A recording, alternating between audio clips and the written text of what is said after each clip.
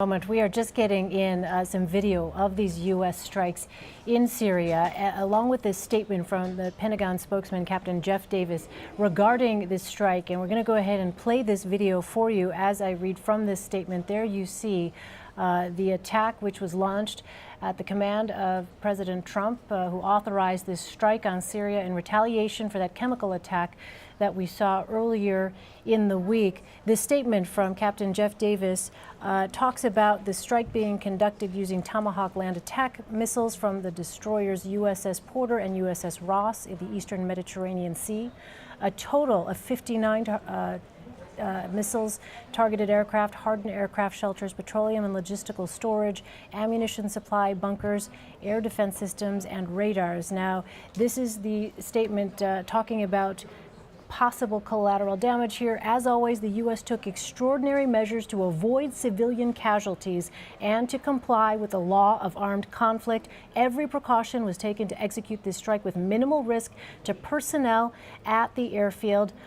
This statement goes on to talk about Russian forces were notified in advance of the strike using the established deconfliction line. U.S. military planners took precautions to minimize risk to Russian or Syrian personnel located at the airfield. We are assessing the results of the strike. Initial indications are that this strike has severely damaged or destroyed Syrian aircraft and support infrastructure and equipment at the Sharat airfield, reducing the Syrian government's ability to deliver chemical weapons. The use of chemical weapons against innocent people will not be tolerated.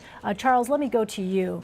It appears, as we are hearing from the Pentagon, steps were taken to mitigate casualties, civilian casualties, as well as Russian or Syrian casualties as well. However, if in fact, say, Russian forces may have been killed as part of this airstrike on this airfield, what would that potentially do in terms of escalating this conflict? Well, I think if Russian forces were killed, I think it would certainly force Moscow to consider having to respond in some kind of aggressive way. But I think that's precisely why all kinds of various attempts will have been made on the U.S. side to have prevented that kind of a scenario from taking place. I mean, we do know in open source information that this specific airbase has housed Russian helicopters almost ever since Russia intervened in Syria.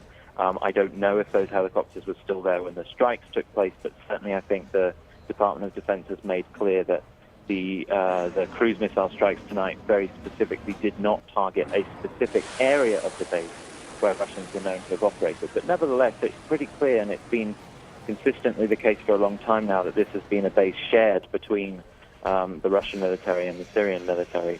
I don't expect any Russians have been killed in this strike. But as I say, if they have, then I think it would force Moscow to respond in some kind of an aggressive fashion, although I agree with some earlier guests who made it very clear that it simply put, Russia would be acting very stupidly and very short-sightedly if it acted directly against the United States. When they come up and match up against each other, I don't think the Russians would come out on top.